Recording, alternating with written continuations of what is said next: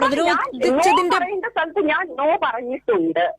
അത് എന്തായാലും നോ പറയേണ്ട സ്ഥലത്ത് ഞാൻ നോ പറഞ്ഞിട്ട്, അതുകൊണ്ടാണ് പലരുടെ കണ്ണിൽ ഞാനൊരു കരടാണ്. ഞാൻ അത്ര വലിയ പോപ്പുലർ ആളൊന്നുമില്ല ഇവരുടെ ഇടയിലൊന്നും. Because of this.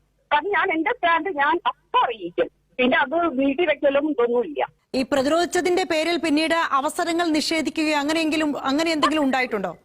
ഉണ്ട്. പക്ഷെ അതൊക്കെ പാട്ടിന്റെ അതല്ലേ അതിന്റെ ഒരു ഇത്. അല്ലാതെ നമ്മൾ പ്രതിരോധിച്ച ആൾക്കാർ നമുക്ക് അവസരം തരുമോ? ദാറ്റ്സ് എ നാച്ചുറൽ, ഇതിന്റെ ഒരു നാച്ചുറൽ എന്താണ് ഒരു കണ്ടിന്യൂഷൻ ആണ് അത്. അപ്പൊ ഇഷ്ടമില്ലാത്തവര് വിളിക്കില്ല, വേണ്ട ഓടാ പുല്ലേന്ന് പറഞ്ഞാ വന്നിട്ടുണ്ട്, അത്രേ ഉള്ളൂ. വേണമെങ്കിൽ മതി എന്ന് പറഞ്ഞു. പിന്നെ എനിക്ക് വരേണ്ടത് എന്നായാലും വരും, എനിക്ക് വരണ്ടാത്തത് ഒരിക്കലും വരില്ല. അങ്ങനെ നോ പറഞ്ഞ് തീരാവുന്ന പ്രശ്നങ്ങളും കാര്യങ്ങളും ഒന്നല്ല ഇപ്പോൾ ഈ ഒരു സിനിമ ഇൻഡസ്ട്രിയിൽ നടന്നുകൊണ്ടിരിക്കുന്നത്. ഇപ്പം നമ്മളിപ്പോൾ ഒരാളോട് നോ പറഞ്ഞാൽ മാത്രം പോരാ, എത്രങ്ങാനും പേരുടെ പേരുകളാണ് ഇപ്പോൾ ഈ വന്നുകൊണ്ടിരിക്കുന്നത്.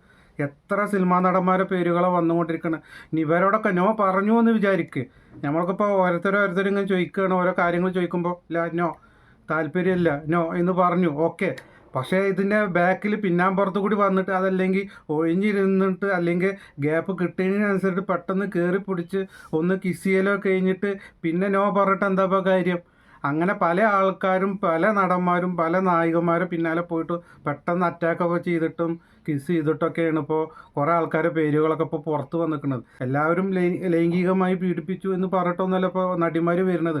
പക്ഷേ ചില സന്ദർഭങ്ങളിൽ അറ്റാക്ക് ചെയ്തു, പെട്ടെന്ന് കയറി പിടിച്ചു, അതേമാതിരി കിസ് ചെയ്തു എന്നൊക്കെ പറഞ്ഞിട്ടാണ് നടിമാരൊക്കെ വരുന്നത്. അപ്പോൾ ആരോടൊക്കെ ഇപ്പോൾ നോ പറയാൻ പറ്റും? ഇങ്ങനെ പെട്ടെന്ന് ഇങ്ങനെ എന്താണ് നിങ്ങൾക്ക് താല്പര്യം ഉണ്ടെങ്കിൽ എൻ്റെ റൂമിലേക്ക് വരാൻ പറ്റുമോ എന്ന് പറയുകയാണെങ്കിൽ ഓക്കെ, അവരോട് പറയാം നോ എന്ന് പറയാം. പക്ഷെ പെട്ടെന്നൊരു സുപ്രഭാതത്തിൽ ഒരാൾ കയറിയാണ് പിടിച്ചു, കിസ് ചെയ്തു, പിന്നെ ആരോടാ നോ പറയുക? അപ്പോൾ നോ പറയാനാണെങ്കിൽ ഒരുപാട് നടന്മാരോട് നോ പറയേണ്ടി വരും. ഇനി അങ്ങനെ ഒരു സെറ്റിൽ നോ പറഞ്ഞാൽ പോലെ അടുത്ത സെറ്റിൽ പോകുമ്പോൾ ആ സെറ്റിലും നോ പറയുക.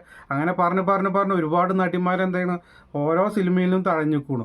അങ്ങനെ നമ്മുടെ ഹേമ കമ്മിറ്റി റിപ്പോർട്ട് വന്നതിന് ശേഷം ആ ഹേമ കമ്മിറ്റി റിപ്പോർട്ട് എന്താണെന്നറിയാനും അതിലെ ഉള്ളിൽ എന്താണെന്നൊക്കെ അറിയാൻ വേണ്ടിയിട്ട് നമ്മളൊരു വിരുദ്ധന്, അതായത് നമ്മളെ മുകേഷ്, എന്ത് കാര്യങ്ങളിലും പെട്ടെന്ന് ഒഴിഞ്ഞു മാറി നടക്കുന്ന ഒരു വിരുദ്ധനാണ് മുകേഷ്.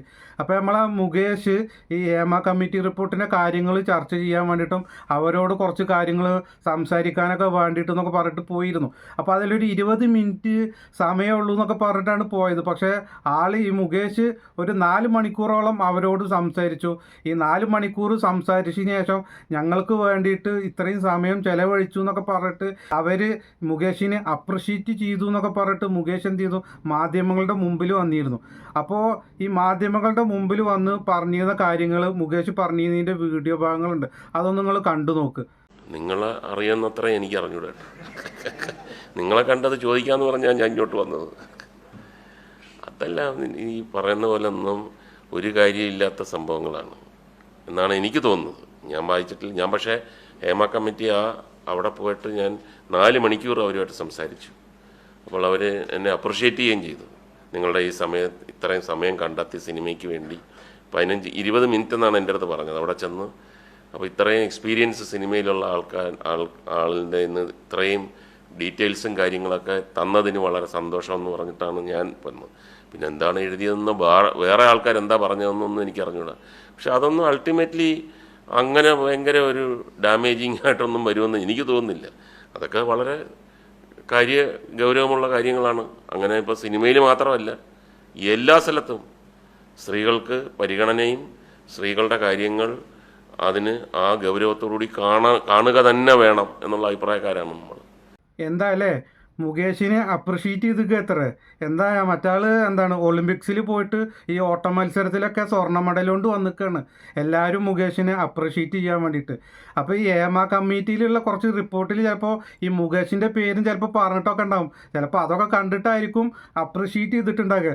എന്താണെങ്കിലും എന്തിനാണ് ഇപ്പോൾ അപ്രിഷ്യേറ്റ് ചെയ്തിരിക്കണമെന്നുള്ളത് ഈ ഒരു വീഡിയോ കണ്ടു കഴിഞ്ഞാൽ നിങ്ങൾക്ക് മനസ്സിലാവും. ആ വീഡിയോ ഒന്ന് കണ്ടു നോക്കുക. കലണ്ടർ എന്ന സിനിമയിലാണ് മുകേഷ് ഏട്ടനെ പരിചയപ്പെടുന്നത്. അപ്പം മുകേഷ് ഏട്ടൻ പറഞ്ഞു ഫ്ലാറ്റുണ്ട് വൈറ്റില കാക്കനാട്, അങ്ങനെ ഓർക്കുന്നില്ല, ഫ്ലാറ്റിൽ വരണം, എനിക്ക് താല്പര്യമാണ്, എന്തുവാന്ന് വന്നാലൊന്ന് സഹകരിച്ചാൽ. ഞാൻ പറഞ്ഞു ഞാൻ അങ്ങനെയൊന്നും പോകാറില്ല, എനിക്ക് ഹസ്ബൻഡൊക്കെ ഉള്ളതാണ്, അതിനിപ്പോൾ എന്താ ഞങ്ങളൊക്കെ എപ്പോഴും ഇങ്ങനെ വെളിയിലൊക്കെ അല്ലേ എന്നൊക്കെ നോക്കണമെന്ന് പറഞ്ഞു. അത് കഴിഞ്ഞിട്ട് ഞാൻ അങ്ങനത്തെ പറഞ്ഞു, ഇതൊക്കെ ലൊക്കേഷനിലിരുന്നാണ് സംസാരിക്കുന്നത് കേട്ടോ. ഇന്നസെൻറ്റിനോട് ഞാൻ പറഞ്ഞു, ചേട്ടാ ഇങ്ങനെ എനിക്കിങ്ങനെ അമ്മയിൽ മെമ്പർഷിപ്പ് വേണം, ഞാനിങ്ങനെ അന്ന് 6 സിനിമ ഞങ്ങൾ അഭിനയിച്ച് കഴിഞ്ഞായിരുന്നു. അപ്പോൾ പുള്ളിക്കാരൻ പറഞ്ഞു ഏതോ ഒരു വ്യക്തിയുടെ നമ്പർ പറഞ്ഞു, ഇദ്ദേഹത്തിനെ കോൺടാക്ട് ചെയ്യുക എന്നൊക്കെ പറഞ്ഞു. അങ്ങനെ ഇരിക്കുമ്പോഴാണ് മുകേഷ് ചേട്ടൻ പറയുന്നത്, എന്നെ വിളിച്ചിട്ട് പറയാ, എടി ആഹാ നീ ഇങ്ങനെ ആരും അറിയാതെ ഞാൻ അറിയാതെ അങ്ങ് നുഴഞ്ഞു കയറാമെന്ന് വിചാരിച്ചടേ, ഞാൻ വിചാരിക്കാതെ ഒന്നും ഒരുത്തർക്കും മലയാള സിനിമയിൽ ഒന്നും ചെയ്യാൻ പറ്റത്തില്ല, നീ ആർക്കും കൊടുക്കത്തില്ലല്ലോ, നിനക്ക് അമ്മയിൽ കയറണല്ലേ. എനിക്ക് ഭയങ്കര സങ്കടമായിപ്പോൾ അങ്ങനെ കേട്ടപ്പോഴത്തേക്ക്. മുകേഷിനെ അപ്രിഷ്യേറ്റ് ചെയ്തത് എന്താന്ന് ഇപ്പോഴല്ലേ മനസ്സിലായത്.